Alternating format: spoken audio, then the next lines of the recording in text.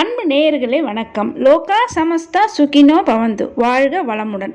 இன்றைய நாளின் பஞ்சாங்க விவரத்தையும் இன்றைய நாளுக்குண்டான முக்கிய விசேஷங்களை பற்றி இப்பொழுது பார்க்கலாம்.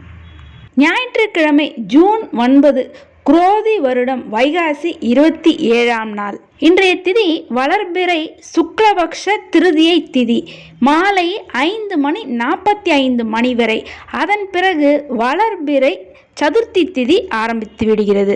இன்றைய நட்சத்திரம் புனர்பூச நட்சத்திரம் இரவு 8:20 வரை. அதன் பிறகு பூச நட்சத்திரம் ஆரம்பித்து விடுகிறது. இன்றைய யோகம் சித்த யோகம், நாள் முழுவதும் சித்த யோகம். எனவே இன்றைய நாள் முழுவதும் சுபமுகூர்த்த தினமாகவும் அனைத்து சுப காரியங்கள் செய்வதற்கு ஏற்ற நாளாகவும் இன்றைய நாள் இருக்கிறது.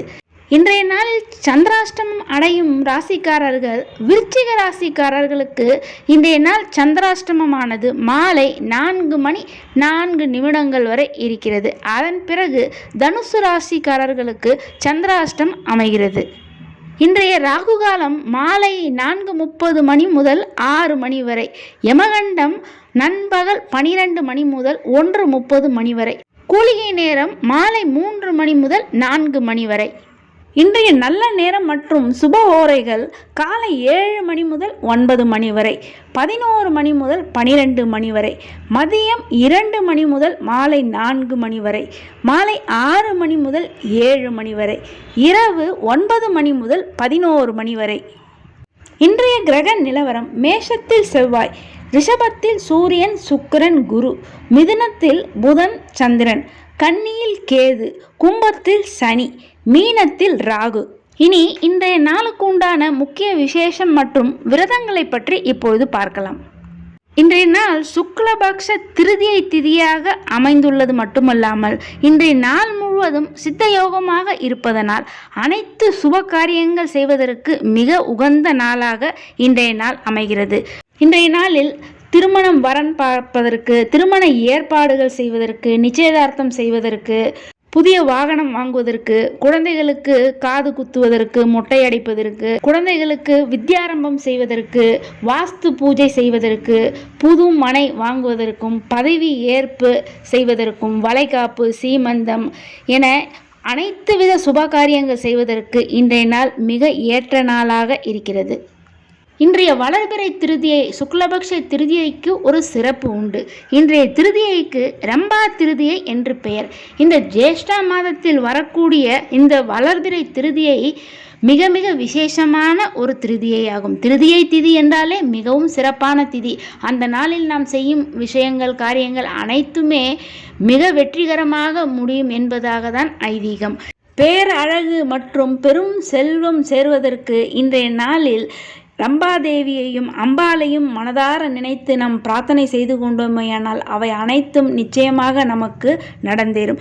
மேலும் திருமண தடை உள்ள பெண்கள் இன்றைய நாளில் ரம்பாதேவி மற்றும் அம்பாளை வழிபடும் போது அவர்களுக்கு நல்ல வரன் அமைந்து வெகு விரைவிலேயே நல்ல திருமண பிராப்தம் என்பது அவர்களுக்கு ஏற்படும். மேலும் திருமண தடை உள்ளவர்கள் அந்த திருமண தடைக்கான பரிகாரங்கள் செய்வதற்கு இன்றைய நாள் மிக ஏற்ற நாளாக இருக்கும்.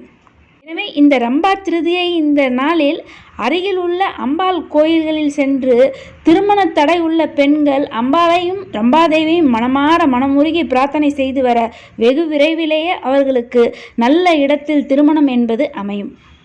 அடுத்ததாக இன்றைய பஞ்சாங்கத்தில் கதலி கௌரி விரதம் என்று போடப்பட்டிருக்கும். கதலி கௌரி விரதம் என்றால் வாழைப்பழம், அதாவது வாழை மரம், அடர்ந்த வாழை மரம் உள்ள இடத்தில் உள்ள அம்பாள் கோயில்களில் சென்று அம்பாளை வழிபாடு செய்து வர நிச்சயமாக எப்பேற்பட்ட தடைகள், திருமண தடைகளாக இருந்தாலும் அவை அனைத்தும் விலகி நல்ல திருமண பிராப்தம் என்பது அவர்களுக்கு உண்டாகும். இன்றைய நாளில் அடர்ந்த வாழை மரம் உள்ள இடத்தில் உள்ள அம்பாளை தரிசனம் செய்து, அதாவது திருவண்ணாமலைக்கு அருகில் அந்த வாழை மரம், அடர்ந்த வாழை மரம் உள்ள இடத்தில் அம்பாள் சன்னிதானம் ஒன்று இருக்கிறது. அந்த இடத்தில் அம்பாளை வழிபாடு செய்து பின்னர் திருவண்ணாமலை ஆலயத்திற்கு சென்று சிவனையும் அம்பாளையும் சேர்ந்து வழிபட எப்பேற்பட்ட திருமண தடை தோஷங்கள் இருந்தாலும் அவை அனைத்தும் விலகி அம்பாளுடைய அருளினாலும் சிவபெருமானுடைய அருளினாலும் விரைவில் அவர்களுக்கு நல்ல மன வாழ்க்கை என்பது ஏற்படும்.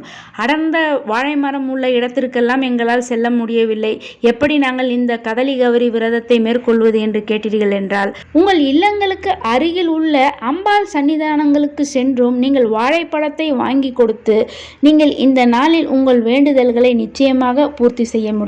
அருகில் உள்ள ஆலயங்களுக்கும் செல்ல முடியவில்லை என்றால் உங்கள் இல்லங்களிலேயே அம்பாள் படத்தை வைத்து அம்பாளுக்கு இருபுறமும் வாழை மரத்தை நீங்கள் வாங்கி வைத்து வாழைப்பழத்தையும் வாங்கி வைத்து இந்த நாளில் நீங்கள் அம்பாளை மனமாற பிரார்த்தனை செய்து கொள்ளும்போது நிச்சயமாக விரைவில் திருமண பிராப்தம் என்பது அவர்களுக்கு உண்டாகும்.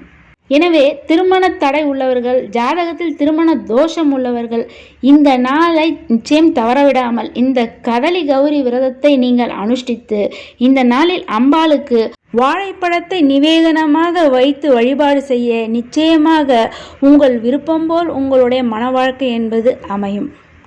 முடிந்தவர்கள் இந்த கதலி கௌரி விரதத்தின் அன்று அம்பாளையும் சிவபெருமானையும் திருவண்ணாமலை ஆலயத்தில் சென்று தரிசனம் செய்து வழிபாடு செய்து வர எப்பேற்பட்ட திருமண தடைகள் தோஷங்கள் இருந்தாலும் அவை அனைத்தும் நீங்கி விரைவிலேயே அவர்களுக்கு நல்ல மன வாழ்க்கை என்பது அமையும். அடுத்ததாக இன்றைய நாளினுடைய முக்கியமான இன்னொரு சிறப்பு அம்சம் என்னவென்றால், ரவி புஷ்ய யோகமானது இந்த நாளில் அமைகிறது. அதாவது ஞாயிற்றுக்கிழமையும் பூச நட்சத்திரமும் இணைந்து வரக்கூடிய நாளில் ரவி புஷ்ய யோகம் என்று ஒரு சிறப்பான யோகமானது அமைகிறது. இன்று இரவு 8:20 முதல் ரவி புஷ்ய யோகமானது மறுநாள் அதாவது ஜூன் 10 அதிகாலை 5:45 வரை இந்த ரவி புஷ்ய யோகமானது அமைகிறது. இந்த ரவி புஷ்ய யோகத்தில் என்ன செய்வது, என்ன அப்படி சிறப்பு என்றால், இந்த நாளில் முடிந்தவர்கள் தங்கம் வாங்குவது அல்லது தங்கம் வாங்குவதற்கு உண்டான பணத்தை நீங்கள் இந்த நாளில் சேர்த்து வைக்க ஆரம்பிப்பது என்பது உங்களுடைய செல்வ வளத்தை நிச்சயமாக பல மடங்கு அதிகரிக்க செய்யும்.